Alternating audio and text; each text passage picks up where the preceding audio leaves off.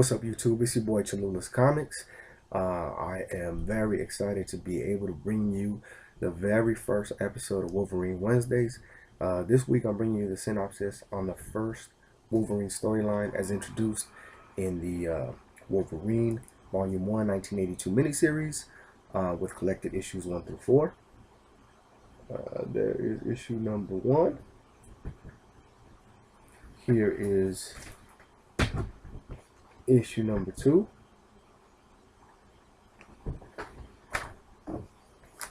Issue number 3.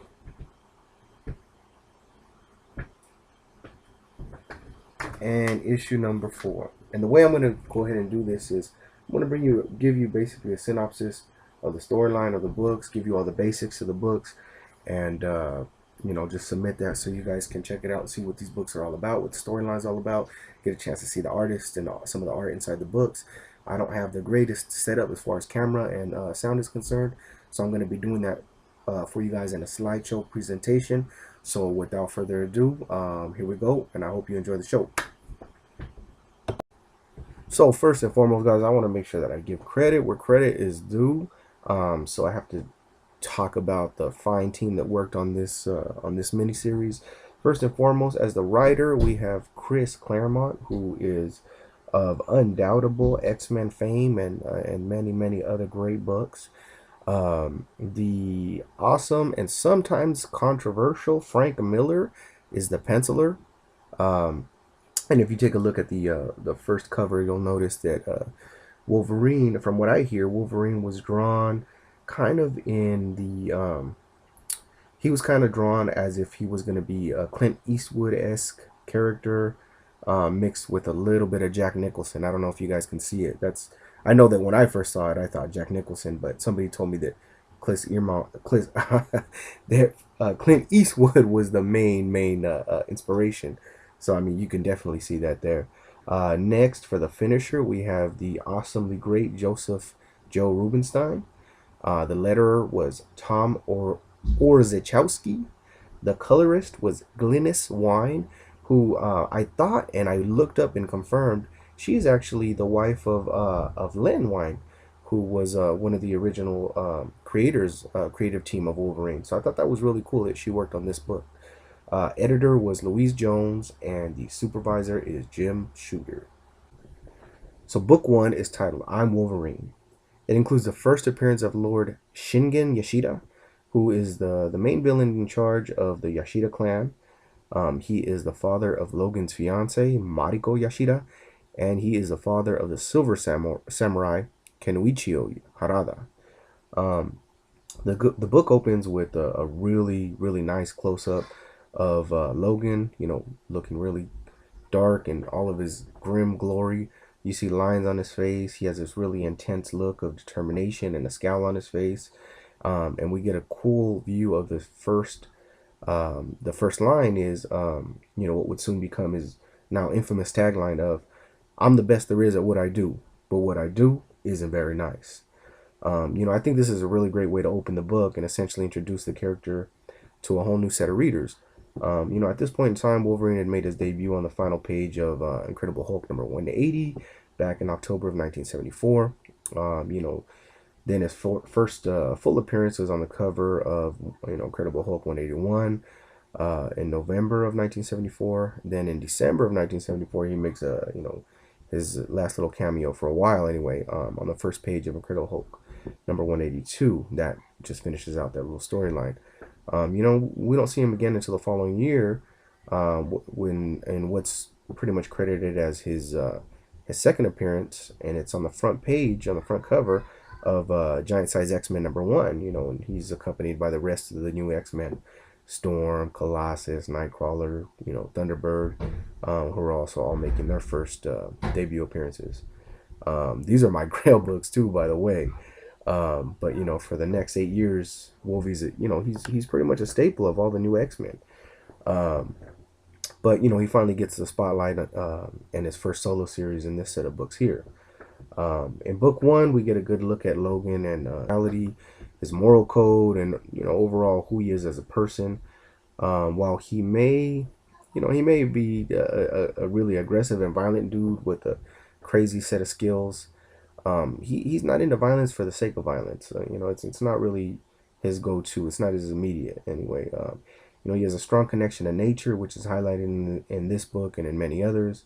But most importantly, I think one of the main underlying features of this whole book is, you know, the constant struggle with him dealing between his humanity and what he feels is like fleeting at times, you know, because of his rocky and storied past, and you know, his struggle to be in tune with nature at the same time. You know, we catch him in the middle of the opening scene is basically we catch him in the middle of tracking down a rogue grizzly bear who had recently killed two Canadian Mounties.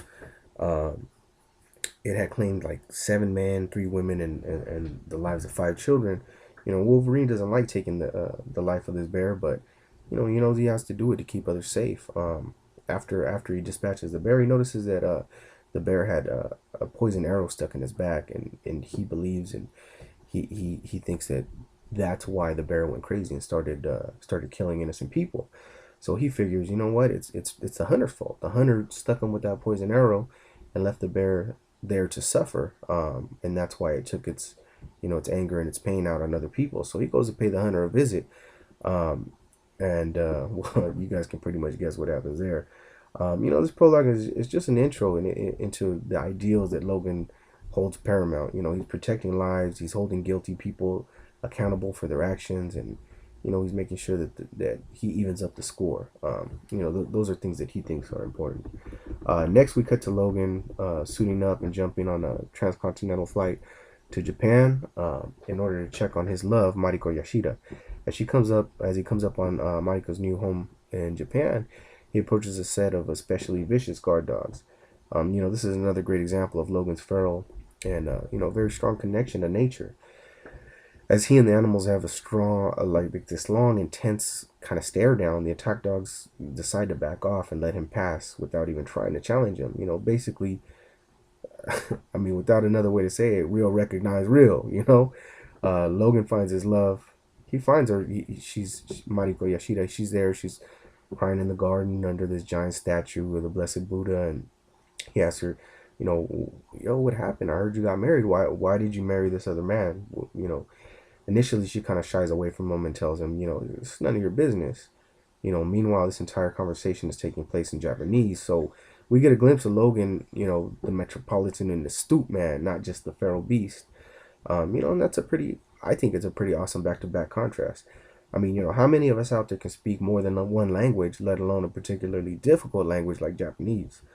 You know, Logan soon finds out that not only did Mariko marry this man against her will, but she did it at the behest of her father. Logan soon finds out that Mariko's new husband has been beating her up. But before Logan can do anything about it, he's struck with this poison-tipped shuriken. I don't know, you know, the ninja stars, I guess they're called shurikens. So Logan soon wakes up to the middle of the dojo, and he's kind of just passed out in front of Mariko's father. This is the first glimpse we see of Lord Shingen Yashida, and he is titled as the Lord of the Clan Yashida.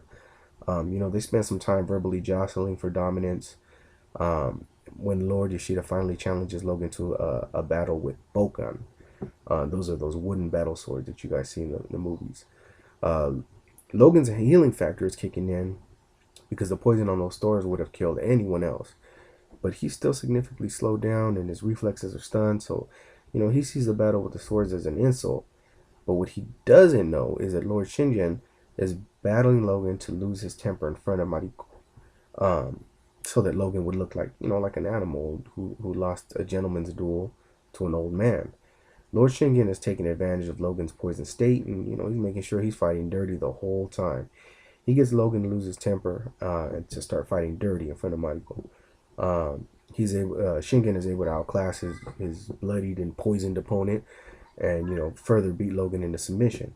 With Logan on the ropes, pretty much Mariko feels like a lot of shame and dishonor that at Logan's actions, and Lord Shingen forces Mariko to renounce her love for Logan, and you know, she does it. She actually does it.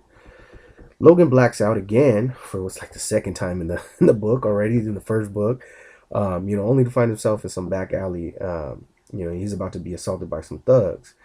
Before the thugs know what hits him, boom, Logan is saved by a female Japanese assassin who has a very strong desire for the old knucklehead. She makes it clear that he will be hers. Oh, yes, he will be hers. And that's pretty much, actually, that's the first cameo appearance of the assassin that we know as Yukio. So next is book 2, Debts and Obligations. This is the first full appearance of Yukio, aka Wolverine's friends with benefits. This book has tons of awesome action and beautiful artwork. At the beginning of this book, Logan finds himself being slapped awake by Yukio as he laid sleeping in bed. I'm telling you, this dude does a lot of sleeping in these books. They're surrounded by dangerous ninjas.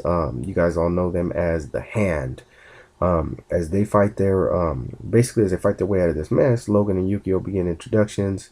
Because up to now, like I said, he's mostly been unconscious. The fight gets pretty heated, and as more and more ninjas surround them, Yukio watches in horror because she thinks he's surrounded and he's not going to be able to fight his way out. So she's getting ready to bail. But what she doesn't know is that he's the best there is at what he does, and what he does is not very nice.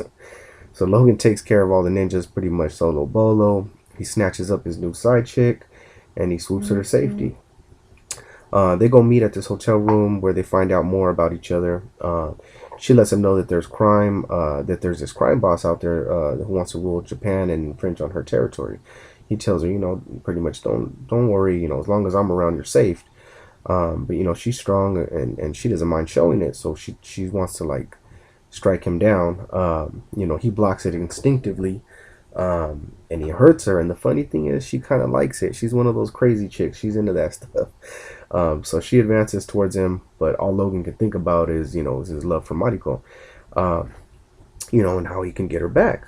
Yukio she feels really slighted by this because nobody's ever really rejected her. But again, she vows that Logan will be hers. So we soon find out that Yukio is she's actually serving Lord Shingen. Some sort of convoluted plan to topple the main crime lord, whose name is Katsuyori. Lord Shingen plans a conference between himself and Katsuyori, and he makes sure that his daughter Mariko's in attendance as well as Katsuyori's wife. I guess they think that if the women are there, that no one's gonna pull any kind of dirty moves, right? But of course they both do. Katsuyori plants an assassin on stage to kill Lord Shingen and his family. While on the flip side of that, Shingen had planted Yukio to kill Katsuyori's guards, and she actually planted a bomb in Katsuyori's getaway car, which explodes and ends up killing Katsuyori and his wife. Meanwhile, Wolverine kills the assassins on stage. He gets roped into a battle with them and kills them on stage because he believes that they're there to do mostly harm to Mariko.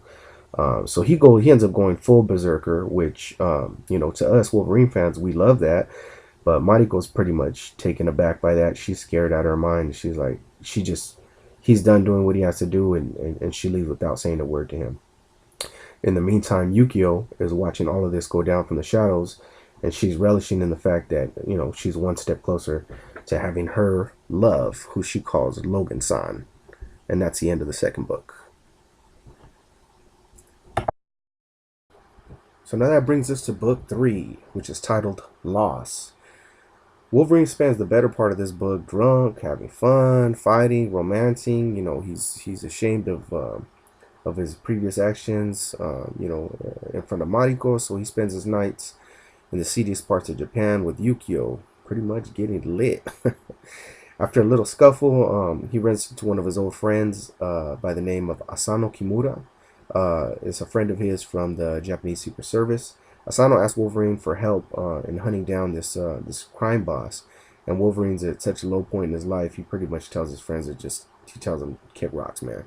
Yukio, being the little thrill seeker that she is, she takes Logan to her favorite place, which ends up being the railroad tracks, where she gets her adrenaline fix by dodging trains.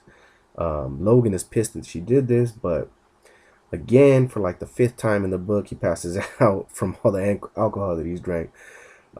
He spends the night having this prolific dream that he was like a noble samurai attacking a castle to get his love. Mariko. When he finally breaks through the castle walls in his dream, he's almost dead. He meets Mariko, who ends up being the one to drive the final arrow through his heart because she thinks that he's a beast, not a man. So it's a pretty, I guess, pretty bad nightmare for him. While Logan sleeps off the alcohol, Yukio is approached by the Hand, and she's challenged for not having killed him already, because that was part of the plan that Lord Yoshida, or excuse me, that Lord Shingen wanted to have executed. Instead, she defends him against all the oncoming ninjas. She takes care of all the ninjas. She tries to wake him up to warn him of the attack, and he's like half asleep in a drunken stupor, and he calls out Mariko. So I mean, can you think about that? Can you picture that? He pretty much got caught saying another woman's name. So she gets really pissed, and she gives him a swift kick to the jaw, and he gets knocked out again for like the seventh or eighth time now in this book. I should have kept the counter to see how many times he gets knocked out. So Yukio comes to the conclusion that Logan's never gonna love her, but now she's worked herself into this jam where she should have killed him already, or else Lord Shingen will kill her. So she decides to wait for Logan at his apartment to try to take him out. Instead, Logan's friend Asano, the guy from the beginning of the book, he comes into Logan's apartment, and he ends up getting killed by Yukio. Logan, who spent a good part of this miniseries, like I said, unconscious, finally wakes up, and he goes back to his hotel room, to find his good friend has been killed. He sees Yukio in the shadows and tells her, you know what, you better kill me right now, or you better start running. And this leads to like a really, really awesome chase scene in the book, through the rooftops of Japan. Lots of really bright colors, lots of cool action, good line work. And by the end of the chase, they end up crashing through this glass rooftop, being surrounded by more of the Han Ninja Clan. As always, Logan's going to be able to fight his way free from all of them. Yukio, she's gone. She's in the wind. She's nowhere to be found. But he goes through some existential soul searching, and he decides that once and for all, you know what? I'm not a beast. I am a man, and as a man, I'm gonna take back my manhood by taking down Lord Shingen. And that's the end of book 3. Book 4, Honor. Wolverine basically opens up this book by busting up a couple of drug deals that were part of Lord Shingen's empire. He busts up all kinds of illegal activities, leaving messages at every site for Lord Shingen stating that, hey, I'm Wolverine and I'm coming for you. As Logan tears through Lord Shingen's crew one by one, he states how Shingen spent years building his empire. Wolverine spent just a few hours tearing it apart. Meanwhile, we cut to Shingen, who's at his castle, and he's speaking to some of his advisors about the seriousness of the Logan situation that they have to deal with.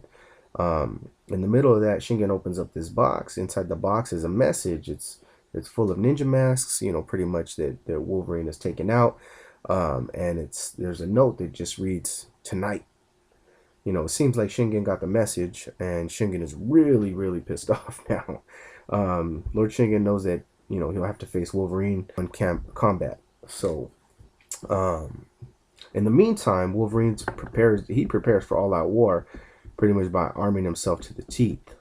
So pretty cool picture there. Then on the flip side of that, Mariko, Shingen's daughter, Wolverine's love, she's praying to her ancestors for guidance, as to what to do about her current situation. And then we cut to Yukio, who is storming the castle herself, and she is also after Lord Shingen, but she's pretty much immediately caught by the Hand, who have orders from Shingen to take her alive and unharmed. She's bound and brought before Shingen and Mariko. Shingen tells both women how their mutual love for the Gaijin Wolverine will come to an end tonight. He releases Yukio from her restraints, but he forces Yukio to fight him for her freedom. Shingen proceeds to beat Mariko down. But their fight is pretty much cut short by emergency radio transmissions from Shingen's guards, the Hand. The message is, Logan is here. Mariko's husband hears the radio traffic and he pretty much decides to make a break for it before he runs into Logan, but it's too late. Mariko's husband uses her as bait to bring Logan out into the open, and as soon as Logan steps into view, Mariko's husband shoots him down. But before he could turn the gun on Mariko, Yukio comes in and puts him down. She rushes to Logan's side to make sure that he's okay, and she pretty much kisses him goodbye and leaves as quickly as she came in. Logan lets her go, even though he's pissed that Yukio killed his friend Asano. He states that he can never repay her for saving Mariko. So he lets her walk. Logan follows Shingen into a main room for the final battle. It's a long, bloody, and hard-fought battle, but we all know who wins in the end. So Mariko comes into the room after the battle's done with her family's most prized possession. It's this 800-year-old sword that contains the soul of her great ancestor. Logan knows that Japanese tradition dictates that in order for Mariko to get her family's honor back, she either has to kill Logan or herself. She instead surprises everyone by bestowing the sword to him. But she says Logan says himself, I'm not worthy of this. They kind of leave it on a cliffhanger, and they don't go too much more into what they say. But the very next page, we see the X-Men hovering over an invitation.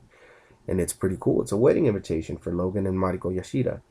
And the series ends there. So it was kind of a nice, hopeful ending. The rest of that story continues in X-Men number 172.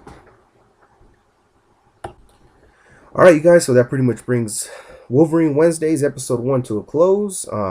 This is a great story. This is one of the quintessential Wolverine storylines. I hope you guys enjoyed it. I really enjoyed doing this. Thanks for sticking with me through the end of this episode. Let me know what I can do better for next week's episode. Let me know if you have any input, any questions, comments, concerns, constructive criticism. Most importantly, thank you guys all for tuning in. And until next time, make sure you keep stacking hella comics.